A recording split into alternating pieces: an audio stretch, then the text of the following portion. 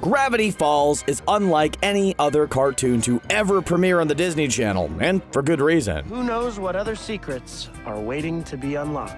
The show was serialized, characters changed outfits, and there were layers beneath every single episode years later, and people are still discovering things they never noticed before. Whether you were hooked on episode 1 or binge-watched after the series finale, we're here to showcase some surprising facts, hidden trivia, and a few things you may never have even known about the series. Now let's dive right in and rediscover one of the greatest summer adventures ever. Everybody loves a good conspiracy theory, or some crazy way to connect seemingly random shows together. Gravity Falls and Rick and Morty may air on completely different networks, and fans can't help but notice the connections between them. During a scene where there is a giant group of portals, watch closely as a pen, notepad, and mug come flying out of one of the portals. Those are the same exact objects Grunkle Stan loses when the portal sucks them in. So are Rick and Morty and Gravity Falls truly connected? Probably not, even though there are a lot more connections between the shows. Gravity Falls showrunner Alex Hirsch and Rick and Morty showrunner Justin Roiland are good friends, and likely created those Easter eggs together. In the 40 episodes of Gravity Falls, no one has had quite the adventures like Blendin Blandin. The time traveler has gone through a lot of ups and downs, been sent to jail, was once enemies of Dipper and Mabel, and then became friends with them again. Oh yeah, toss in a lot of time traveling on top of it. While many of us were first introduced to Blendin in the Time Traveler's Pig, the character actually makes multiple appearances before having any on-screen dialogue. In a showcase of the brilliant planning and world building of Gravity Falls, there are multiple episodes where Blendin appears in the background, using his time-traveling abilities to fix some anomalies that Dipper and Mabel caused. The pilot episode Tourist Trapped actually features him, far in the background picking up a hair clip Mabel dropped. Gravity Falls is filled with pop culture references and funny gags. But for children who grew up in 90s, nothing may be better than the show's fictional boy band several times. Featuring blonde-haired clone singers, the characters not only showcase the greatness of the boy band craze while also poking fun at it, but the voice behind the clones was a huge person in the craze itself. Alex Hirsch was able to get Lance Bass to voice the characters on the show, and even do a little singing on short songs like Cray Cray. The main reason Alex sought out Lance Bass? To please his sister Ariel. He even used a cryptogram in the episode to write out "Happy now, Ariel?" During production, the twin siblings even met Lance Bass when he was coming in to record his lines.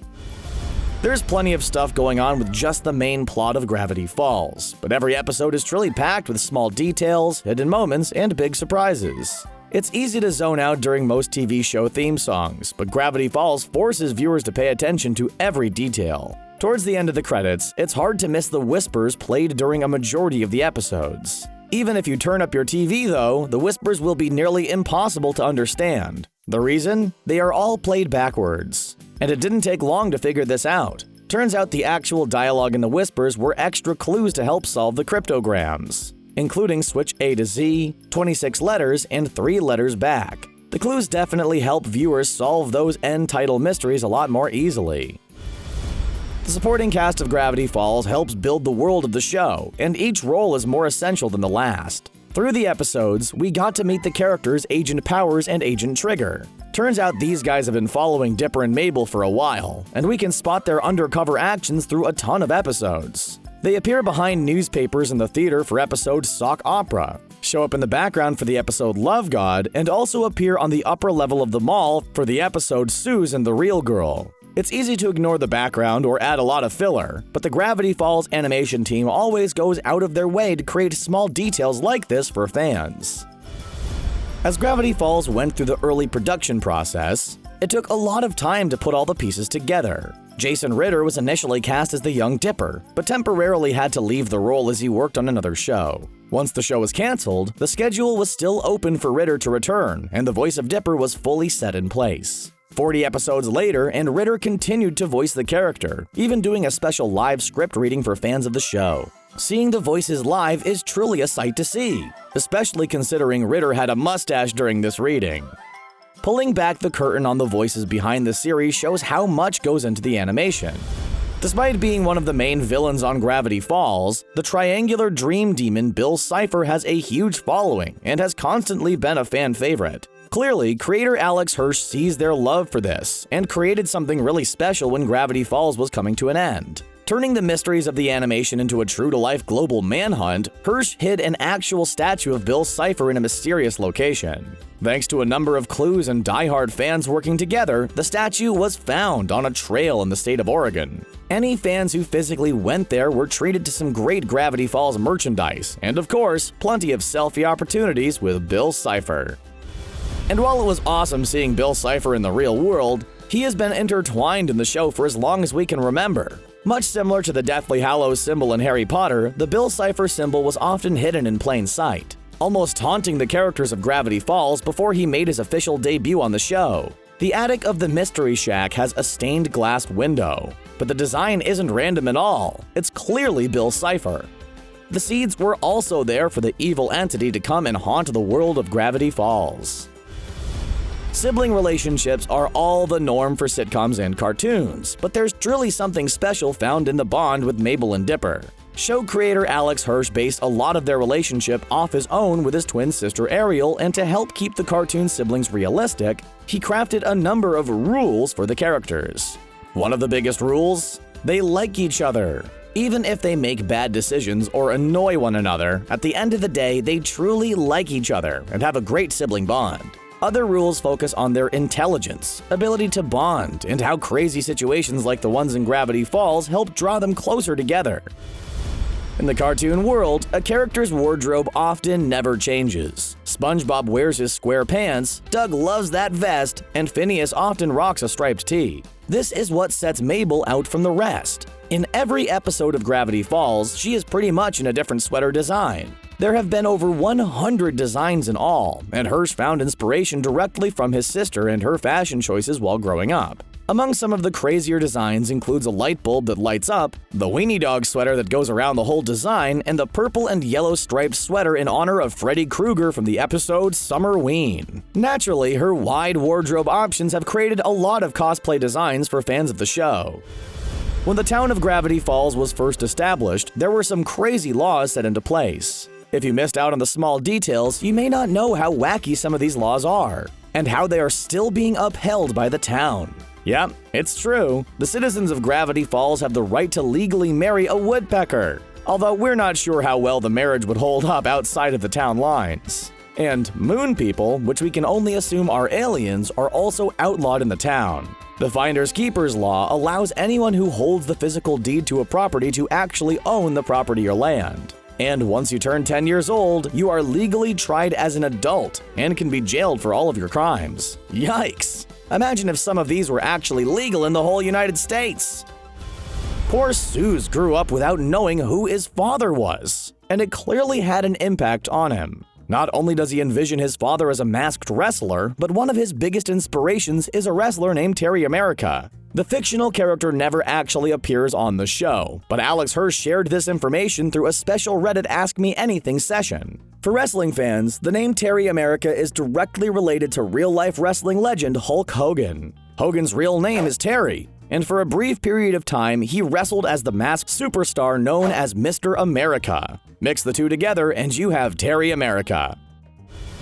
Another layer of creative planning on the show comes with all of the fictional TV shows created through the series. When Stan, Mabel, or Dipper plop down to watch television, you know there will be something great on the TV. They could be watching the period mystery show Ducktective. Maybe the action show where a tiger gets a human arm, better known as Tiger Fist. Sometimes there would be an older show on, like the drama The Duchess Approves. There's also some crazy reality TV shows, including the talk show Why You Actin' So Cray Cray, the game show Cash Wheel, and the reality show Baby Fights. Naturally, we would love to see a full-blown episode of any of these fictional series. Before Gravity Falls was fully greenlit for a series, Alex Hirsch was asked to create a short pilot for the show. Using some rough flash animation and stand-in voices for some of the characters, the world of Gravity Falls was created, but looked a bit different than the final polished product. After years of keeping the plot hidden from the masses, it was finally released online, but only through a private website where a username and password were required. Naturally, fans flocked to the website to compare the original designs with the final destination. In the past few years, the world of Hollywood has been really shaken up as stories, accusations, and truths about some of our favorite actors came to the forefront of news. One of these actors was Louis C.K. Accused of various types of misconduct, Louis C.K. eventually admitted to these accusations, and his career took a major turn. Not only was the comedian removed from his role in the Secret Life of Pets series, but he also has a small guest role on Gravity Falls. In the 3-part finale of the series, Louis C.K. played the horrifying, sweaty, one-armed monstrosity. Once news broke out about the actor, Disney instantly redubbed his lines, and Alex Hirsch took over the part instead. Even though the voice was dubbed over, the character still slightly resembles Louis C.K.